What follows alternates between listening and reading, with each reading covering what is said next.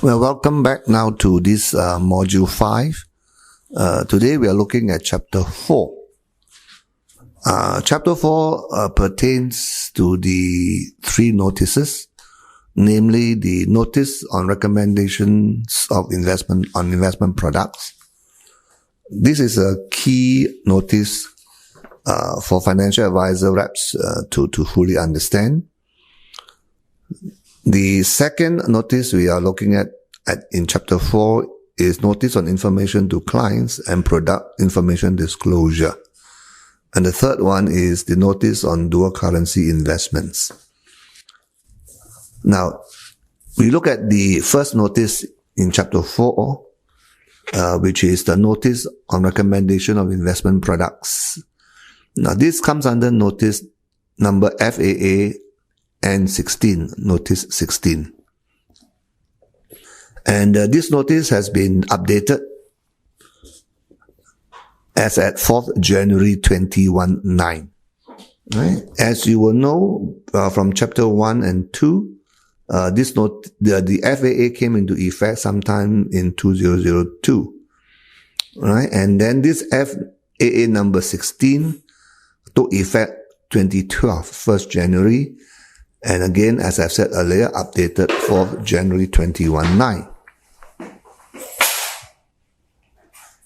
The updated version refer mainly to new requirements that were introduced for every intermediary in order to assess a retail customer's investment knowledge and experience before selling certain investment products. Now, certain investment products are more sophisticated than others, and the result of which the updated notice came about in 2019. Now, 2.3 on that page says that these new requirements will apply to the sale of specified investment products, SIPs. Now, these are investment products other than those listed in the Annex 1 of the notice.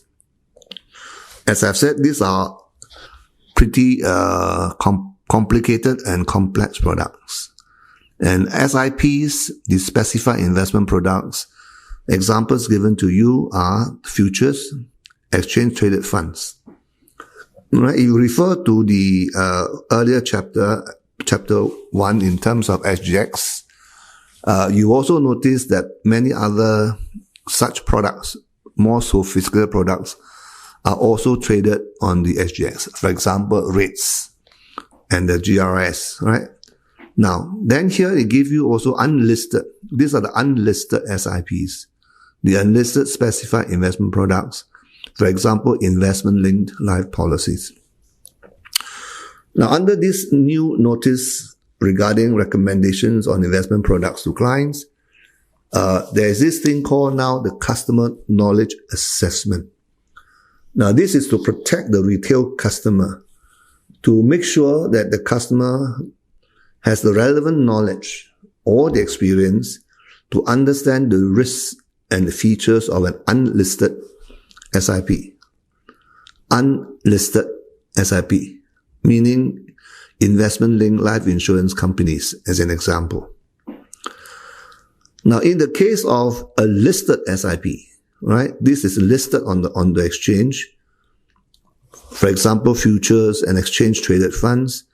The intermediary, that means a financial advisor or the financial advisor representative, the intermediary must conduct what is known as a customer account review. Right? So now this is a customer account review. In order to ascertain whether a customer again has the relevant knowledge or experience to understand the risks and the features of derivatives before approving the customer's account to trade such products.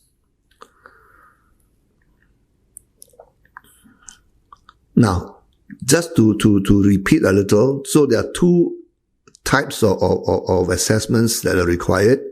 One is the customer knowledge assessment, the CKA, where we are referring to customers having the knowledge or the experience to trade in unlisted SIP. Unlisted SIP. For listed SIP, then there's this customer account review, all right, to make sure that the customer understand the risks and features of these more sophisticated products before approving a customer's account to trade.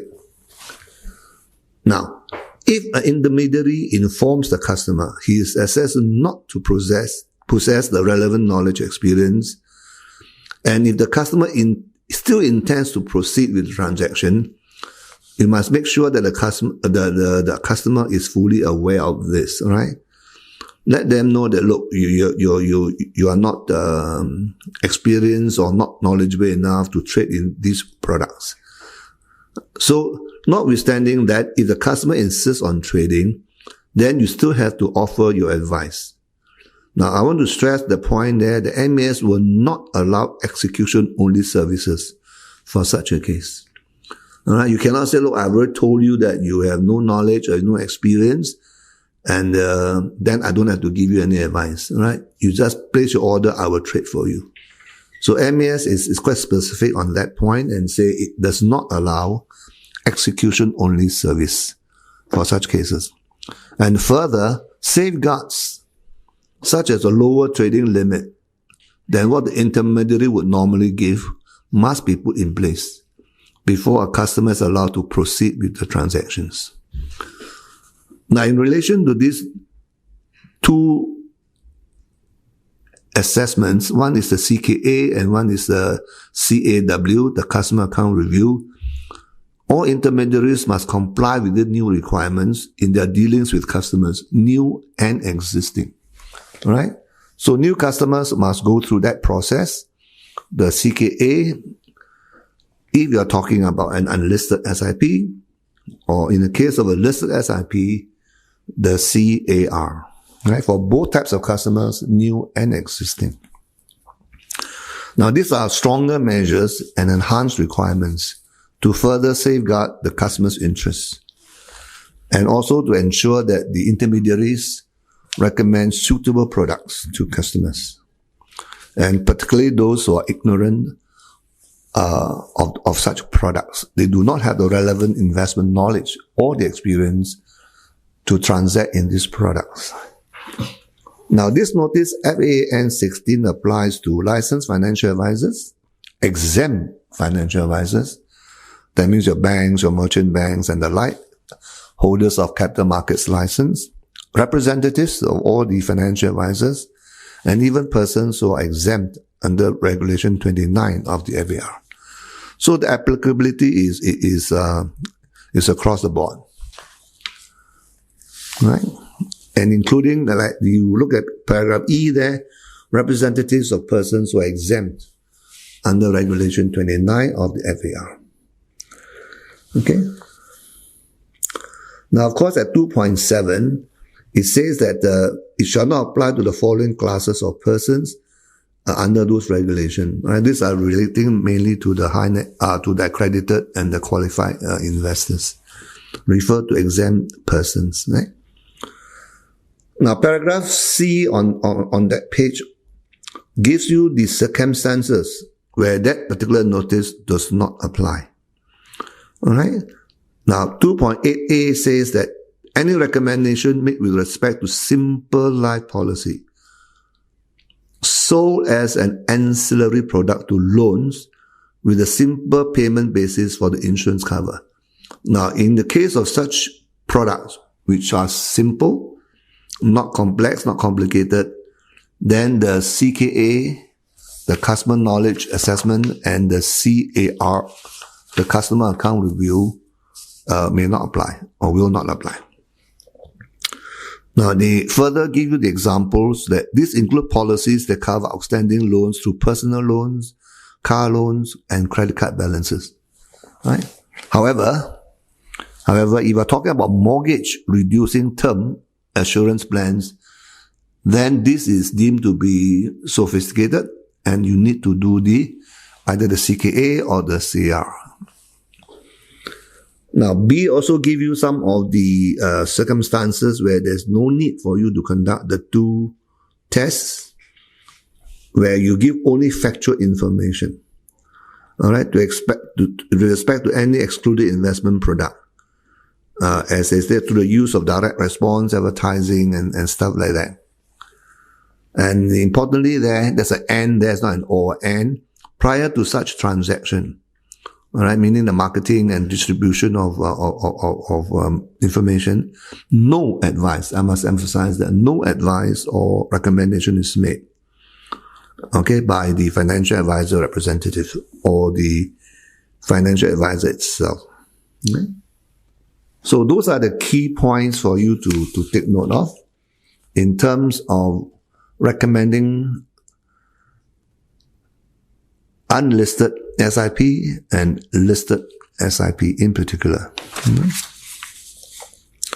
Now, paragraph D there sets out the requirements of a financial advisor in regard to making recommendations on these products. Now, E says clearly, recommendation on investment product. Now, this is section 27 that we have talked about earlier. You must have a reasonable basis. All right. So you have got to have reasons why you are recommending a product to a client. And of course, as I mentioned earlier in the earlier chapter 3, the issue also is regard to reliance, in particular when you're talking about a retail customer. All right. A retail customer may not have the knowledge nor the experience.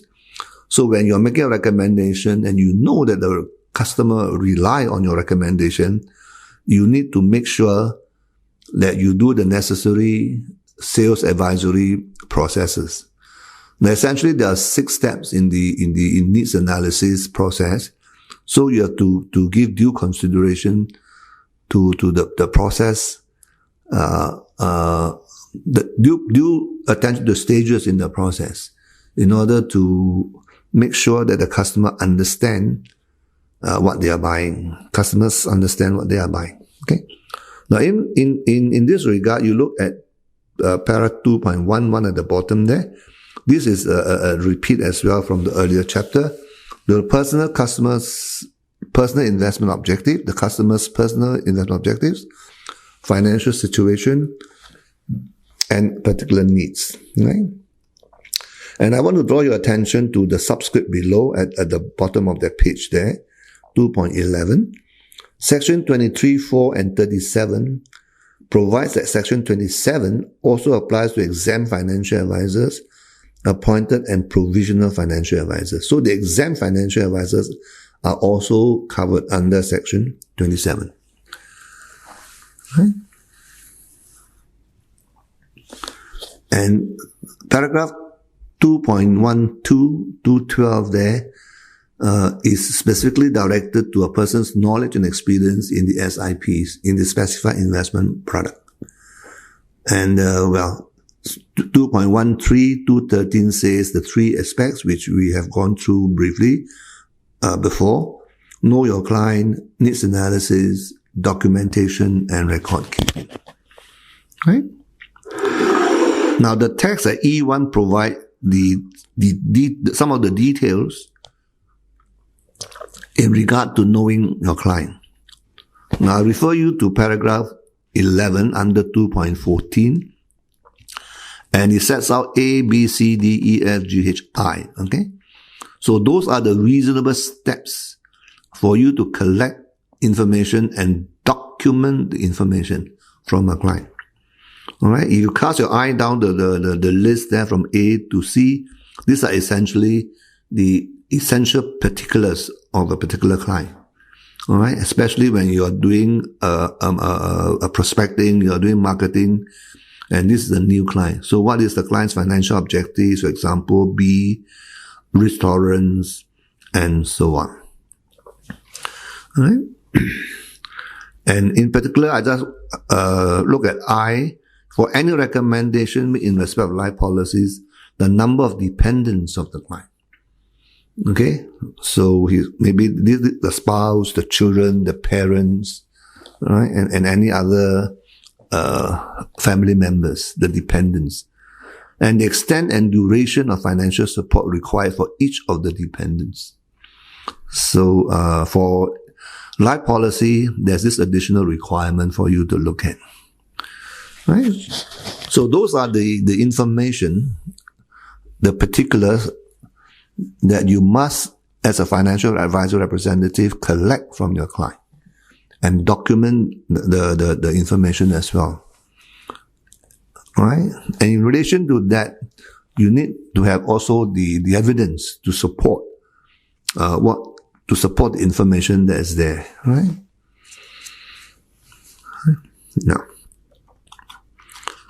Now 11A covers the financial advisor making recommendation through a digital advisory platform, right? May elect not to collect and document any of the information referred to paragraph 11C to I. Right? You look at C to I, it is employment status, financial situation, source of income, and so on, right? From the client, provided there is a provision, all right, that the entire process by which the recommendation is made to a client is electronically automated on the platform. And there's no intervention by any person in the process, except to the extent that intervention is necessary to provide technical assistance to the client and to resolve any inconsistent responses which are directed pursuant to paragraph C. Okay. That's in terms of record documentation and so forth, in terms of paragraphs 11C to I. Okay. Now, following that is quite self-explanatory as well, in terms of B to E. All right. So the platform is programmed with compulsory questions which are answered by the client directly. All right, to effectively identify and preclude the making of a recommendation to any client whose financial objectives or risk tolerance is unsuitable for the investment products. So this is automated. And C platform is programmed to able to detect any inconsistency response provided by the client, and all inconsistent responses are resolved before any recommendation is made. So this is fully digitized, as it were, and everything is done automatically. Right? And also at the point where the recommendation is made under D, right, the recommendation accompanied by a risk disclosure, the disclosure statement to alert the client that the recommendation does not take into account, I read that, does not take into account the client's financial situation and particular needs, as may be determined from the information under 11C to 11I. Insofar as the financial advisor has elected not to collect and document such information. And lastly, recommendation limited to units in investment trusts, collective investment scheme in which the manager of the collective investment scheme complies with all the investment restrictions under the particular schedule. Right? So therefore, there are some exceptions there in regard to making recommendation of investment products through a digital advisory platform. This is something which is relatively new as well. It was amended in 2018. All right, so the rest is okay. So it's quite self-explanatory. Now, what I want to draw your attention to is paragraph 14. Paragraph 13B first, all right? Here, the financial advisor shall update the client's profile in respect of the information referred to in paragraph 11, underline that part, at least on an annual basis. So your information regarding the client's profile must be updated, because over a period of 1 year, things sometimes do change. Example, employment status, source of income, financial commitments, right? So therefore, you need to update the information that you collect for the purpose of knowing your client on an annual basis, or as and when informed by the client of any change in the client's profile. Now, sometimes the customer or the client is good and inform, hey, I just got married, or yes, I just got a baby boy or a baby girl. All right. So therefore, these are changes in the person's status, or he could have changed his job, all right? Or he could have resigned from the job or retired from his job. So therefore, there are often times changes in a person's circumstances. So in which case, if the client were to inform you, then it is fine. And you have to amend that, update that, and then take that into consideration when you're advising or recommending products to a client. Otherwise, you have to do a review, continuous update at least on an annual basis. All right.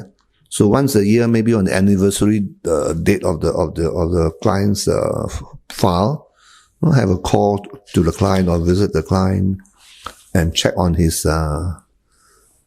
personal particulars status. Right. Now, 14, as I've said, is important. You must highlight as a financial advisor representative, acting on behalf of a financial advisor, you must highlight to the client that the information provided by the client will be the basis on which the recommendation will be made. Right? And you got to emphasize that any inaccurate, incomplete information may affect the suitability of the recommendation. Right? Now, this is required in writing. Right? Shall highlight the following in writing. Now, this is important for your own protection, as it were. All right. As a financial advisor representative, you are always open to, sometimes allegations. When clients make money, everybody is happy, you know, clients laughing to the bank. But if a client were to lose money, then the client can make all kinds of allegations and talk about, you know, keeping information, you know, no full disclosure, mis-selling, that kind of allegations. Right? So therefore, paragraph 14 is important insofar as a protective instrument for you. So put in black and white and say, look, please give me accurate, full, complete information. Otherwise, whatever you give me, that's the basis I make the recommendation. All right? If it's wrong, then too bad, because you provide me with incomplete, inaccurate information. Okay, so that is in terms of collecting information from client, knowing the client. And of course, after collecting the information from the client, you have to do your needs analysis, right? After doing the needs analysis, then you can advise the client, what is suitable product for you and so on. Okay. Now, E2 gives some details on this customer knowledge assessment thing, all right? So the following contents under 2.15, if you look at 2.15 of chapter 4, you will notice that this has been updated from 21.2 to 21.8. Look at paragraph 15 and you can find that, right?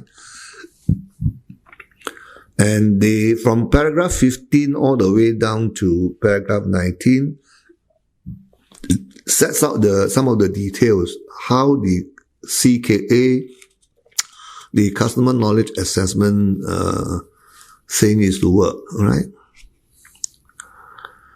In particular, look at paragraph 16, subject to paragraph 27, which is over 2 pages. You will see that when the investment is an unlisted specified investment product, a financial advisor shall conduct a customer knowledge assessment based on the criteria set out in Annex 2 of this notice before, underline the word before, making a recommendation on such products to a client, right? So for the purpose of the CKA, a financial advisor shall take into consideration information, educational qualifications, investment experience, work experience, etc. All right. And the notice also provide what are the qualifications and what are the experience that are relevant or not relevant. All right. In terms of passing the CKA. Right.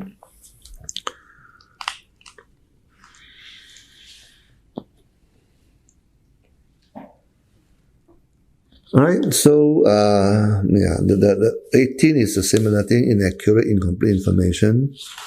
And as you turn the page, then you can see for yourself some of the things that are required from a financial advisor in regard to the CKA. Right? And in particular, I draw your attention to paragraph 21. Okay? When a client does not wish to receive advice concerning the unlisted SIP, right? For example, as I've said before, the investment-linked life policies, which is an unlisted SIP, then the financial advisor shall document the decision. Right? So the client says, no, I do not want you to advise me. Document the decision and highlight to the client again in writing that it is the client's responsibility to ensure the suitability of the unlisted SIP that the client has chosen. Right? So sometimes clients are like that, and they say, look, I know that I don't have the knowledge nor the experience, but I want to give it a shot. Right? So therefore, the financial advisor must protect itself and say, look, I've given you this advice and you are not taking my advice. You choose to transact, so be it. But due warning must be given, right? It must be highlighted, draw the attention of the client that, look, you are now responsible for the suitability of the product, of the unlisted SIP that you are buying, right? And therefore, importantly, you look at at paragraph 21, the second last, after the third last line there, warn the client in writing that the client has chosen not to receive advice, and therefore the client cannot rely on section 27 of the FAA to file a civil claim in the event that the client suffer a loss. Alright, and you need confirmation from the client that, look, that's correct. If I lose money, I will not sue the financial advisor corporation for loss and damage. Right? So that is to cover and protect the financial advisor in the event that the customer insists on trading on the unlisted SIP, despite the fact that that customer does not have the necessary knowledge and experience to do so. Right? Or, okay. And notwithstanding that there's a negative outcome on the CKA for that particular customer.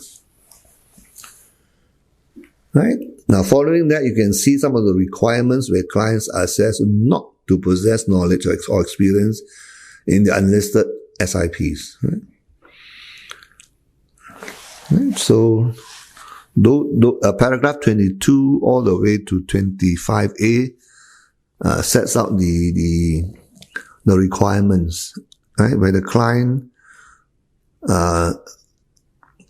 comes up with a negative outcome in relation to the CKA. Right?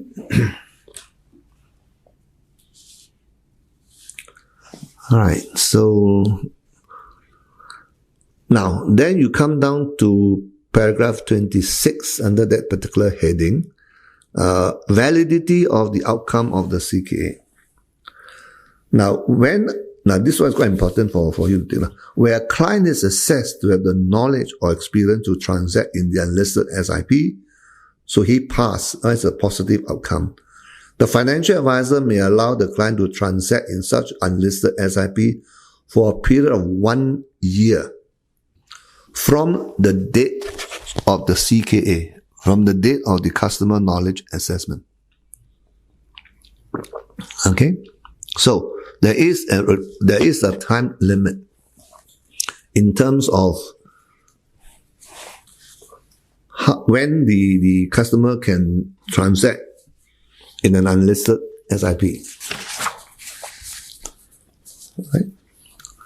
Now, if you turn the page there, the financial advisor shall conduct, underline this point, a new CKA on the client, or rely on a new CKA conducted by a third party before it provides any recommendation on any unlisted SIP to the client.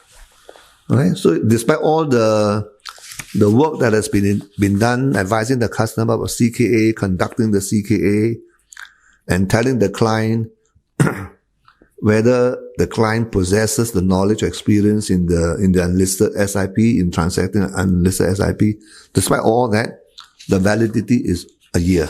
All right, as you can see on paragraph 26. Right? May allow the client, I'll repeat that, paragraph 26, to transact in such unlisted SIP for a period of 1 year from the date of customer knowledge assessment. And after the year has elapsed, the FA shall conduct a new CKA on the client.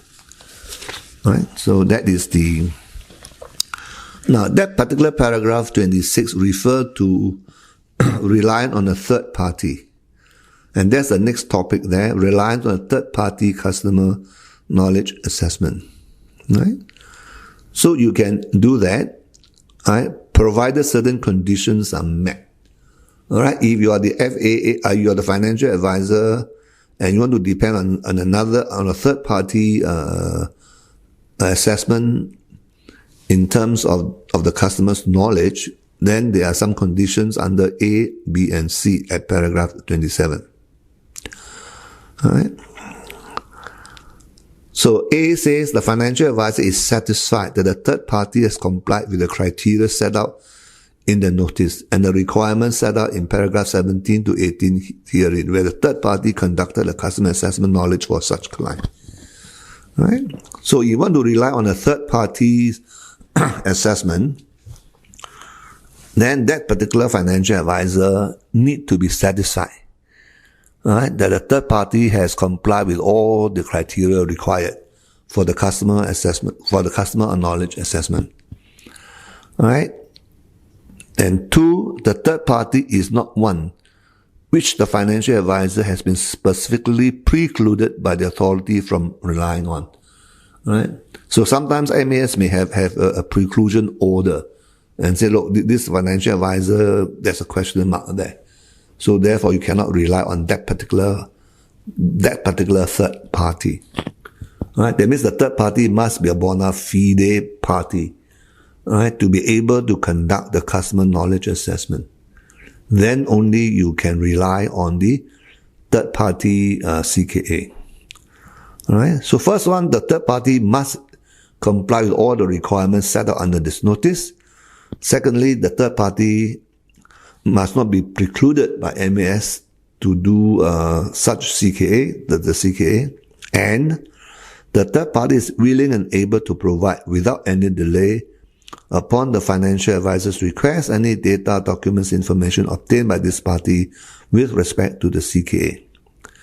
Alright, which the financial advisor would require or would want to obtain. So those are the three conditions if you are relying or if you are going to rely on a third party assessment in regard to the customer's knowledge to buy unlisted SIPs. Okay.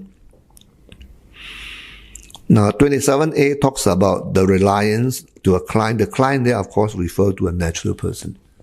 Right? So it's an individual person who is buying such products, such unlisted products, unlisted SIP products, that you require the CKA to be conducted. Right? And 27B added another further additional requirement, a further requirement.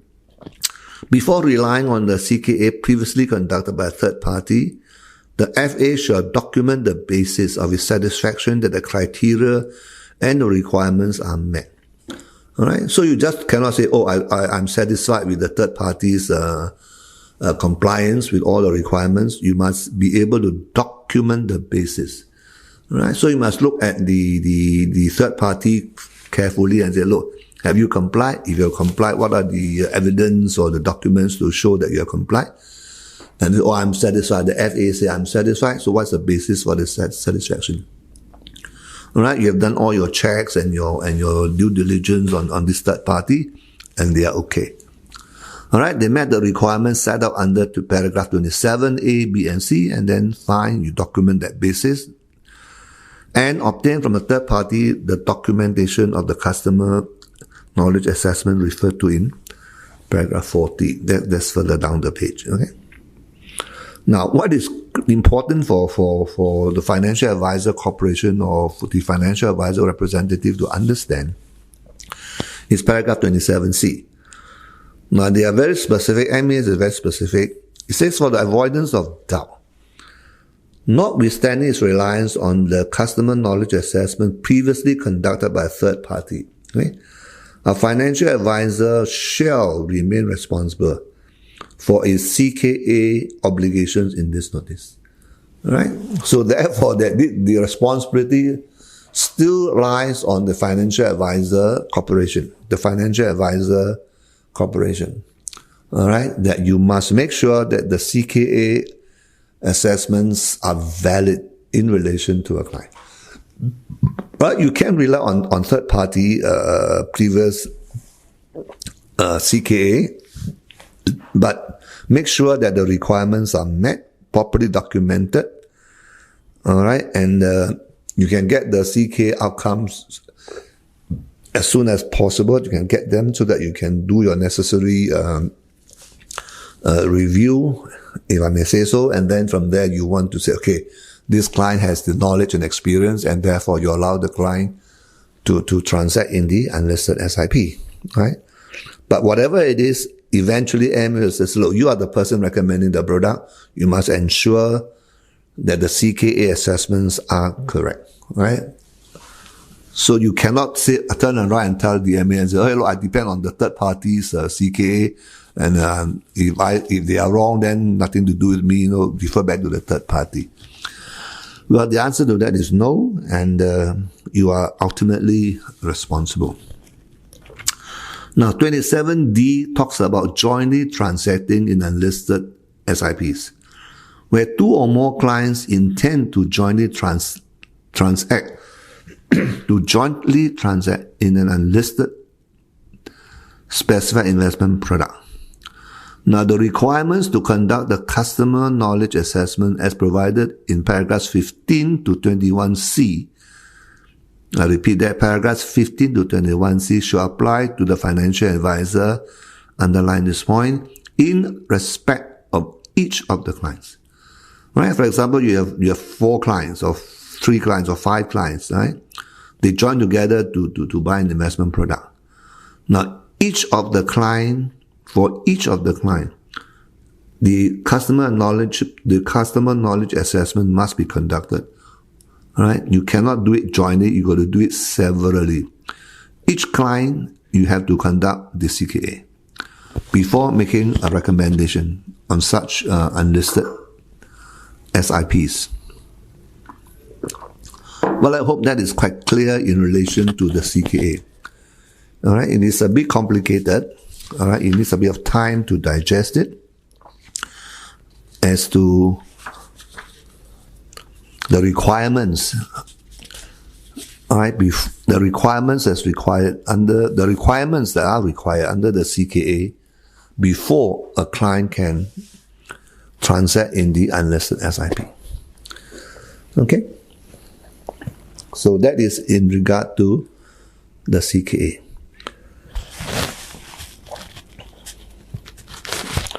Now let us move on to the next topic that's under E3 England, E3 England 3, E for England, the customer account review. Right? Now this is different from the customer knowledge assessment. Right? So 2.16 is very clear. The following contents in regard to the customer account review, the CAR, has been entirely extracted from the notice, again from FAA number 16. Well, this is available in the from the MAS website, as you have as stated there. Right. Now here we are looking at listed specified investment products. All right, these are listed on the exchange or on an approved exchange. All right. So if you are dealing with a listed specified investment products such as exchange traded funds, REITs, and things like that, right, then you need to do a CAR. Right. So it is similar to the CKA, and 27F says, for the purpose of the customer account review, a financial advisor should take into consideration information on the client's education qualifications, investment experience, and work experience. Right? Similar to the CKA, but this is in regard to the listed SIPs. So when a client does not provide information on his educational qualifications, investment experience, or work experience, So the financial advisor shall deem the client not to possess knowledge or experience in derivatives. Right? So again, it is similar to the CKA. Right? So the rest is pretty similar, like 27G, 27H. All right, highlight to the client that you must give me accurate and complete information. Otherwise, it will affect the outcome of the review, right? Just like the CKA, just like when you collect information to assess the client's needs, right? So always warn the client in writing that you must give me full and complete information. Right? And the next paragraph says that subject to paragraphs 27N, Norway, and 27O, shall not allow a client to transact in a listed SIP unless it is satisfied on the basis of the outcome of the customer account review. Right? So it's again similar, but this one, it refers to the listed SIP. Okay? So the rest I believe is self-explanatory. And if you go down the page, it is quite relatively rather and similar to what we have discussed regarding the CKA. All right, so I just pause a little while and allow you to take a look at right, paragraph 27J and 27K, right?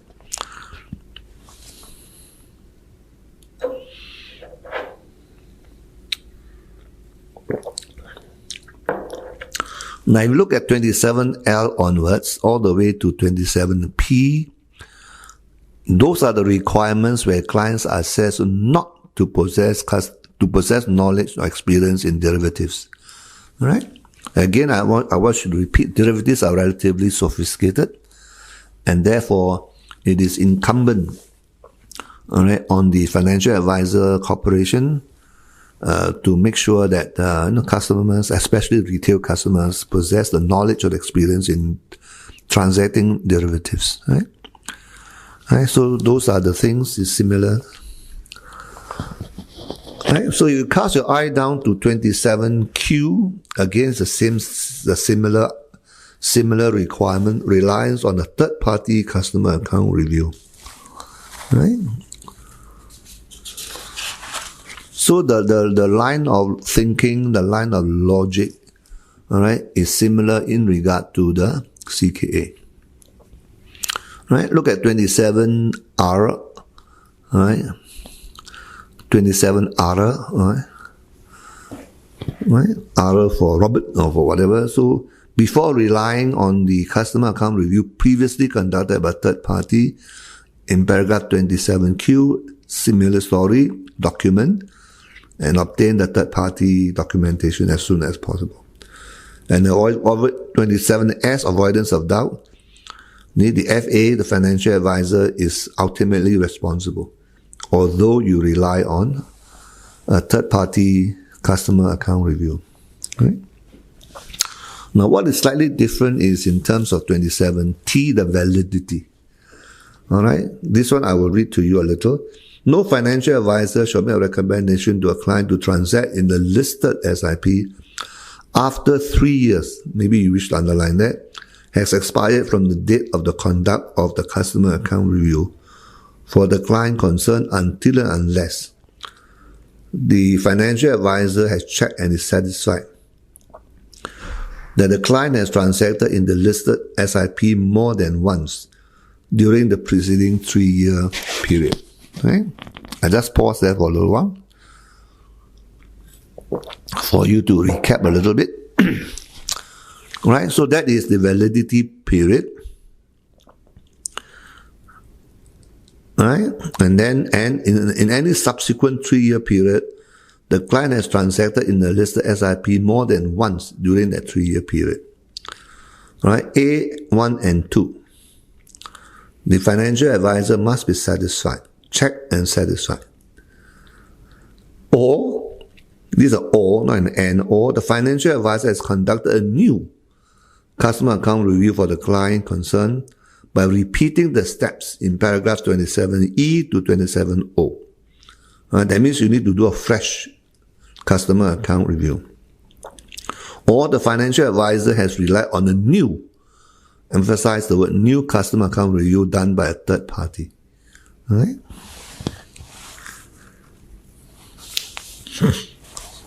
Right? The outcome, if you recall from the CKA, is for a validity period of 1 year.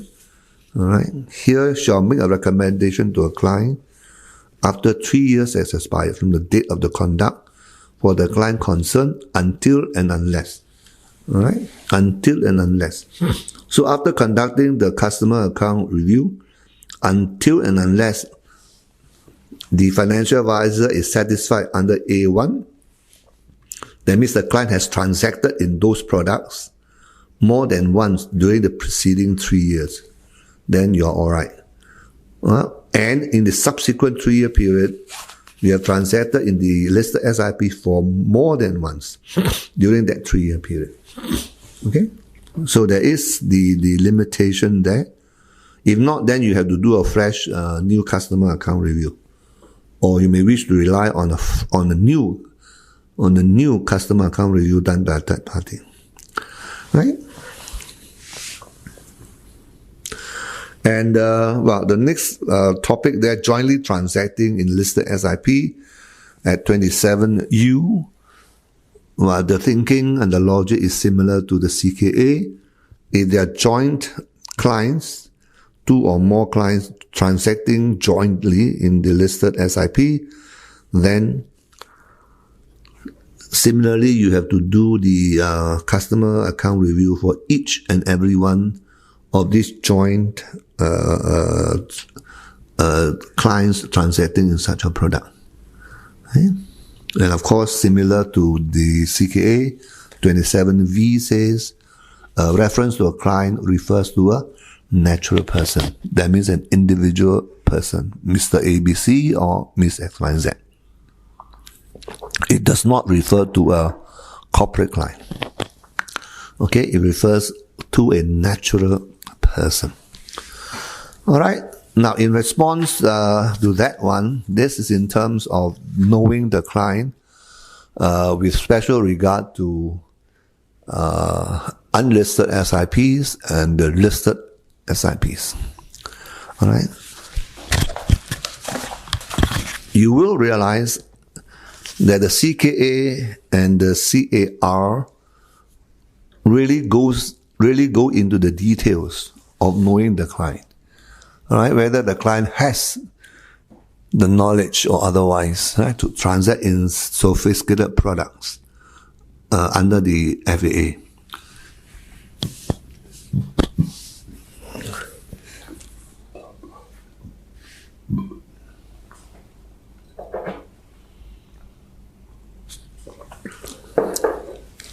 Okay, now moving on.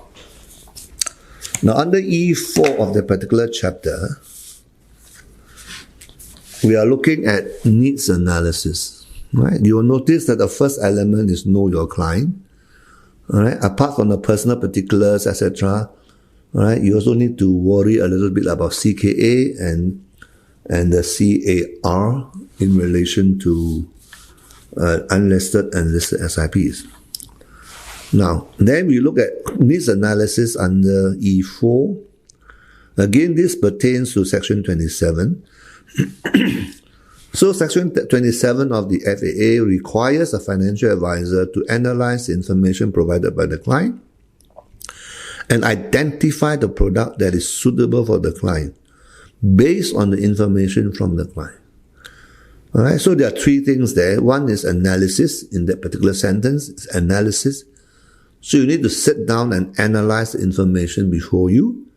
All right, what are the client's investment objectives, the client's portfolio, his financial situation and employment status, etc., etc. Right?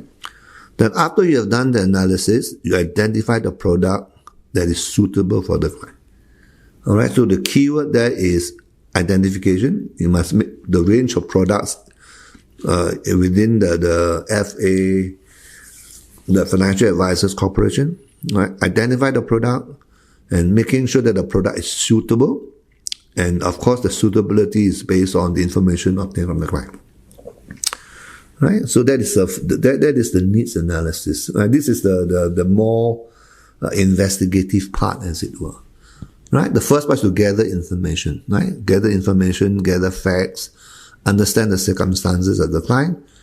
And then the second step is, of course, sit down and with all this information before you, you do your analysis, right? And hopefully you can identify a product that is suitable for the client based on the information that you obtain from your client, okay? Now, paragraph 29 there says the financial advisor should put in place systems and processes for its representatives to determine whether the product recommended is suitable for the client. All right. So therefore, the financial advisor must have all these systems and checks and processes and procedures. All right. So that the representatives can use to determine product suitability. Right? So that means to say that there must be a proper structure, right? All the checks and the balances and so on, in order to make sure that the financial advisor has some basis, right, in order to do the analysis. Right? They highlighted to you the nature of the product, key risks, other features, investment tenor, how long the investment product is going to last, the fees, the liquidity required, right, and so forth. Now, what I want to emphasize on paragraph 30, when the advisor is unable to identify a suitable product, it shall inform the client accordingly. Now, well, this may be a bit difficult for the financial advisor representative or the financial advisor corporation itself. All right, you do all the work, you prospect, you prospect the customer. Customer comes to you, you spend a lot of time gathering information, and you sit down, you analyze all the information, based on whatever systems and procedures and processes the financial advisor corporation may have. And then after all that work, oh gosh, my company or the financial advisor corporation cannot have a product that is suitable for the client, and inform the client accordingly. Well, that is a requirement under the Act, all right? No suitable product, be honest about it. All right, say, oh, sorry, as far as my corporation is concerned, we do not have a suitable product. Maybe I recommend you another financial advisor company and another service provider or whatever, all right? Right, this is a bit tough for the financial advisor representative or even for the company. However, having said all this, I guess that the financial advisor corporation is innovative enough and be able to develop, all right, a product that is suitable for the client in the near future. Right? I mean, of course, I'm sure that the financial advisor corporations out there have their ears to the ground, able to determine the range of products, the different sectors of the clientele, different segments of the population and different needs in order to be able to develop suitable products. Right? But the requirement is still there. It is law that if you really cannot identify a suitable product based on the information given to you by the client, it's a shall thing, you shall inform the client accordingly. This is being honest about the whole matter, and this is very important, very, very important, insofar as the financial advisory sector is concerned, the banking and finance sector. Now, supposing after you have done all the needs analysis and you can identify a suitable product for the client, then paragraph 11 is also very clear. You shall explain to the client the basis of your recommendation, right? So talk to the client and say, look, I think this is a suitable product for you based on my assessment from the information given to me. And on that basis, I'm making you this particular recommendation. And of course, the recommendation shall be documented. So you must be able to document and write down, look, this is the reason, this is the basis I recommend this particular product to a client. All right, this will avoid any future dispute. All right. that you have no basis and the client loses money and stuff like that, right?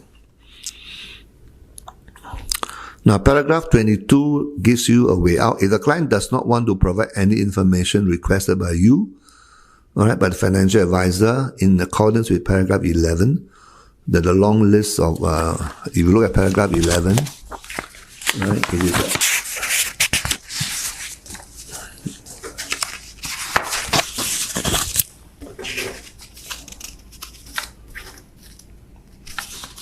now, if you turn back the page on paragraph 11, you see the long list of information that's required.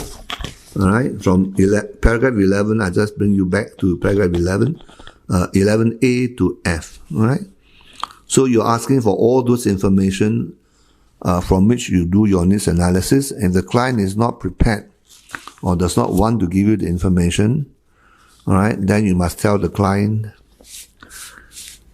all right,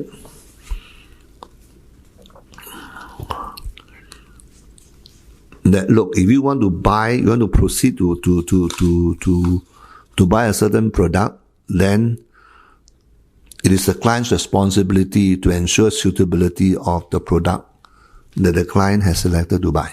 All right?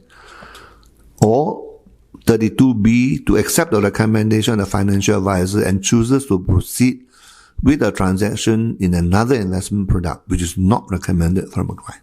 So there are two things there. One, if they do not give you the full and complete information as you have asked for in accordance to paragraph 11, right? Or if you make a recommendation to a client based on what he has given you, and the client comes back and says, no, I do not want to buy this product, I want to buy another product.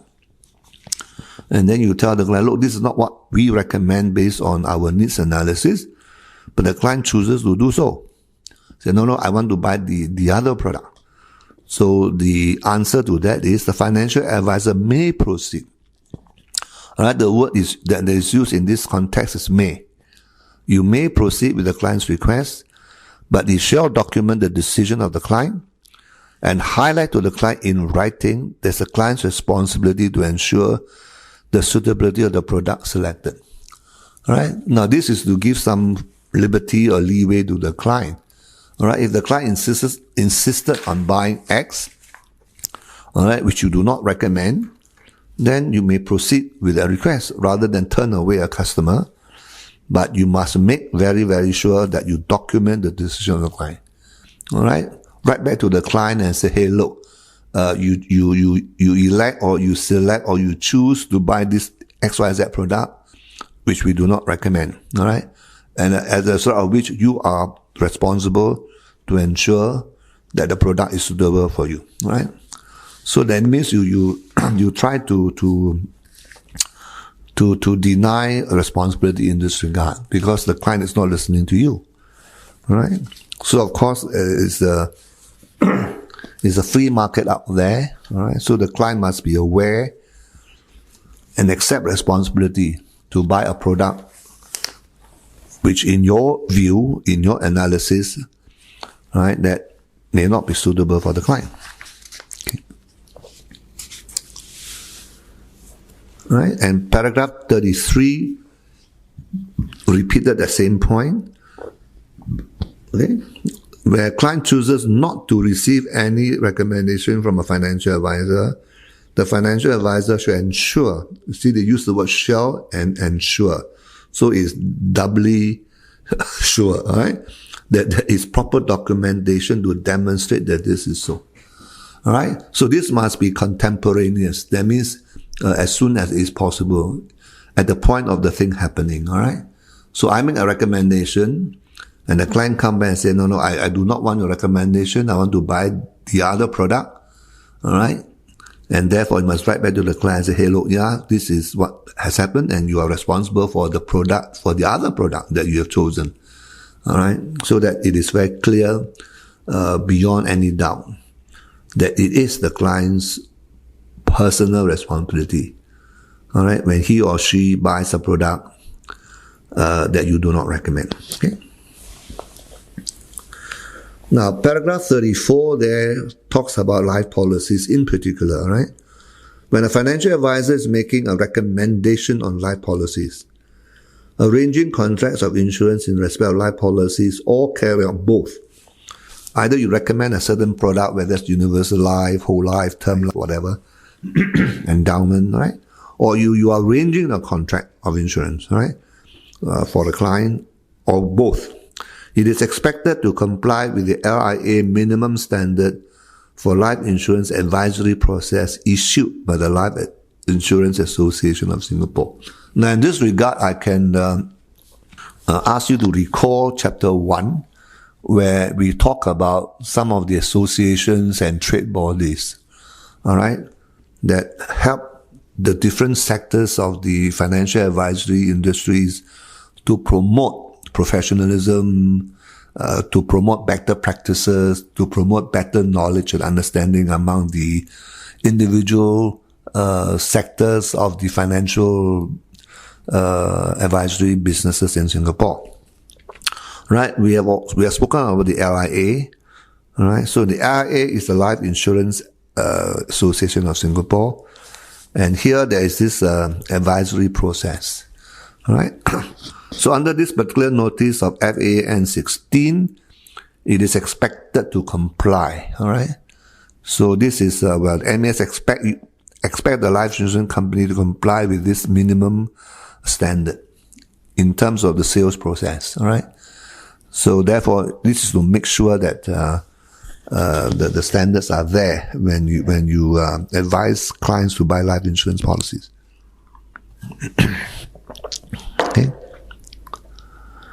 Okay. Right, now in relation to 34A above, making a recommendation on life policies. So here it says that 34A, it added the new amendment in the year 2018. Right, notwithstanding paragraph 34A, where a financial advisor is making a recommendation on a bundled product. All right, so there is a bundled product in terms of policies. It shall disclose to the client the option of purchasing a comparable term life insurance product as set out in the bundled product disclosure document. All right, now this relates to the life insurance sector. So if you are going to advise on life insurance policy, this is where you have to take note. All right, so if you are not advising or arranging contracts of insurance, then this will not apply to you. Okay? So that's in terms of the second major element in this particular notice of FAN 16 regarding needs analysis. All right? Just to repeat, first is to know your client. All right? In particular, listed SIP and unlisted SIP. Second, in terms of the needs analysis, all right, under E4 of this particular text.